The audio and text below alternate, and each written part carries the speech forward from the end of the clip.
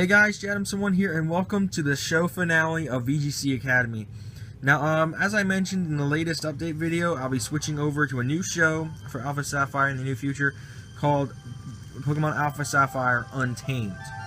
VGC Academy kind of focused more on the competitive aspect, but now I want to kind of focus on all-around battling, not just playing level 50 doubles the entire time. Untamed is basically going to be a show where you'll see combinations of both the old school VGC Academy style battling with the battling formats of singles, triples, rotations, inverse, stuff like that you'll see, even sometimes just standard old gameplay.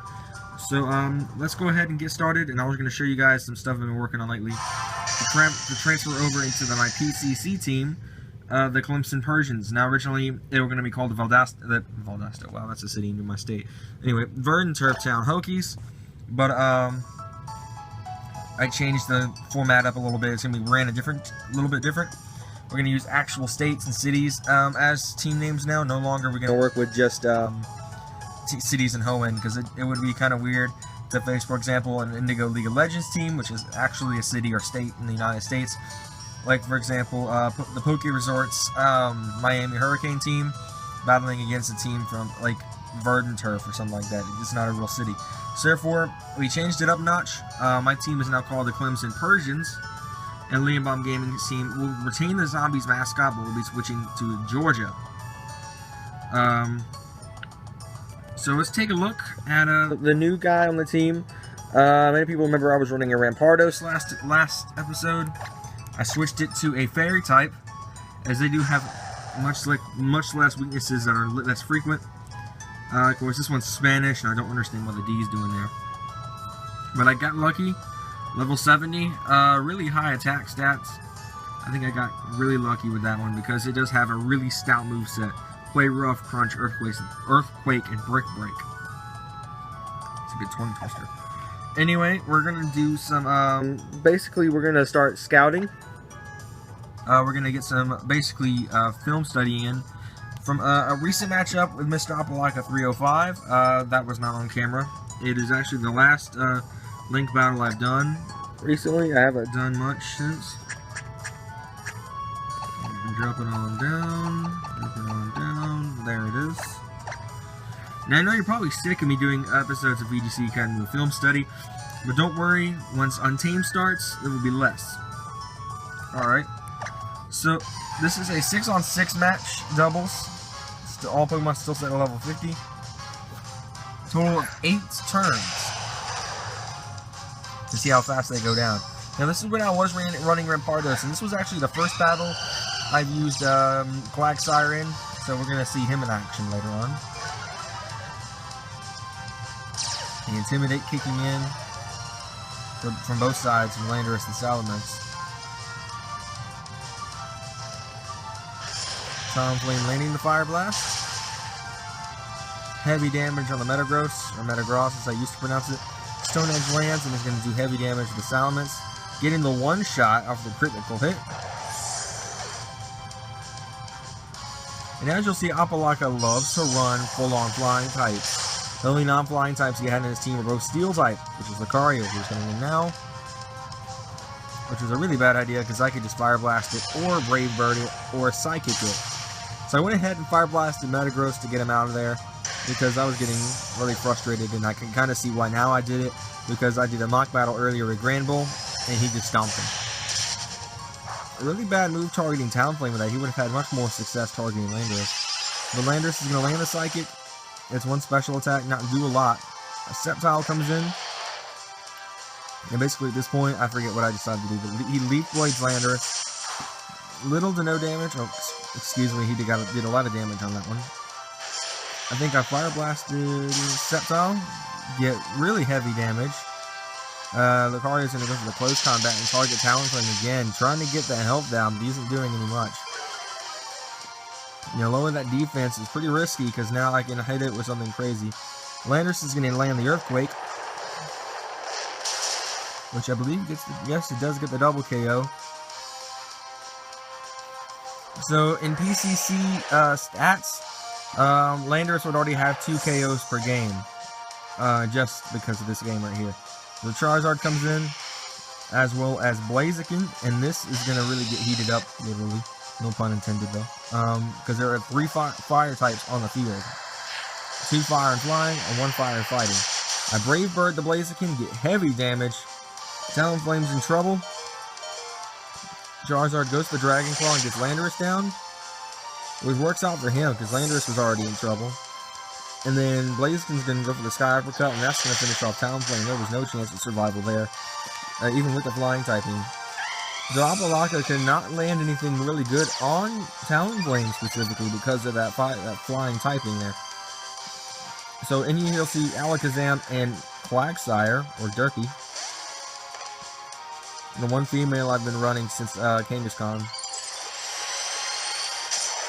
Charizard's going to finally Mega Evolve on the second turn. Alakazam, I'm also going to Mega Evolve him here.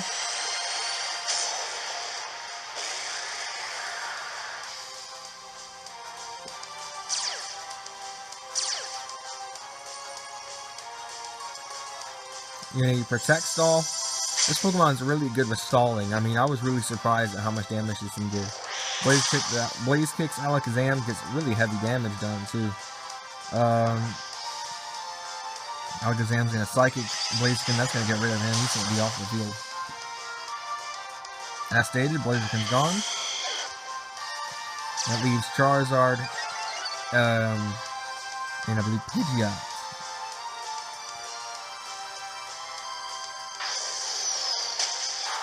I'm going to go for the fly on Quagsire, but Quagsire's going to land Toxic, and that's going to do some heavy damage as well. We'll see here what happens if Pidgeot comes into the game here.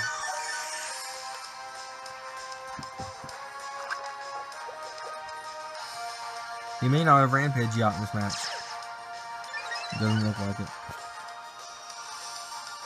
Alright, well, I'm going to Focus Blast him. Get some really heavy damage. He's going to Fire Blast. He's going to miss. Quagsire is going to land that Infestation, and that's going to get him down in the red zone. And Charizard's going to take damage from the Toxic. Quagsire's going to get health back from leftovers. Toxic's going to do his damage and get him down really low. And then the Infestation finishes him off. So obviously the Protect, Toxic, and Infestation works exceptional because the original setup I was going to run was going to involve Recover, but I didn't really get to set that up because I couldn't get access to it because I couldn't figure out it was an egg move. So, yeah, so now I do need to get a Life Orb, and then I'm going to get to work on Grand Bull later. Let's check out a stat chart real quick while I have it. He's not even fully EV trained. I still got time. I'm going to really jack up that attack stat. And his HP stat's already been messed up with as well. Kind of obviously.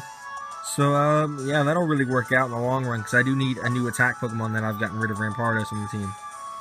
Rampardos was too much of a liability in my opinion. So I had to get rid of him. He had 4 weaknesses. Including Water, Grass, Steel, Ground, Fighting. Okay, more than 4 weaknesses. There was a lot. But, that's why I switched to Grand Bull. Grand Bull literally has only 2 weaknesses, those being Steel and whatever other type that fairy type's weak to. I forgot. But anyway, yeah. But now it makes me invincible against dragons, which is really going to help. So let's go ahead and head out to my new secret base. I built this morning. Well, not really this morning. I was at my sister's football. She didn't play ball. But she cheerleaded, so I was at that. There's the secret shore. I'm sorry that's a little shaky. I'm trying to hold it with one hand. But anyway, coming to Secret Shore to show you my new secret base that I've built here. With the PCC team in mind.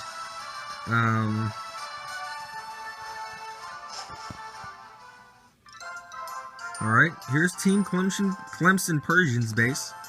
This is my new base. As you can see, there's all of us here, and my little TV on the table with 3 Pokédolls, Pichu, Pikachu, and Ditto. The level release, the proclamation, and stuff like that. So that's basically all that stuff there. So yeah, let's see here. Yeah, I know this was kind of short of a Pokemon video, but you know, I got stuff in I needed to get in. The show off Grand Bull, you know, show off and kind of end the show in a bang and have a sweep of Apalaka 305 to end the show. And thank you guys so much for the support you've given this show specifically, knowing it is my longest running show series on the channel, behind Minecraft in all forms. Later on, once we get the new PS4, which I've been informed will be here around sometime during the week next week, there will be more PS4 videos returning to the channel. So yeah, and in a moment, I'm going to switch to my computer, and you're going to get to see the PCC's all-new website, where you can get information on the league and stuff like that. So I'll see you guys in a moment.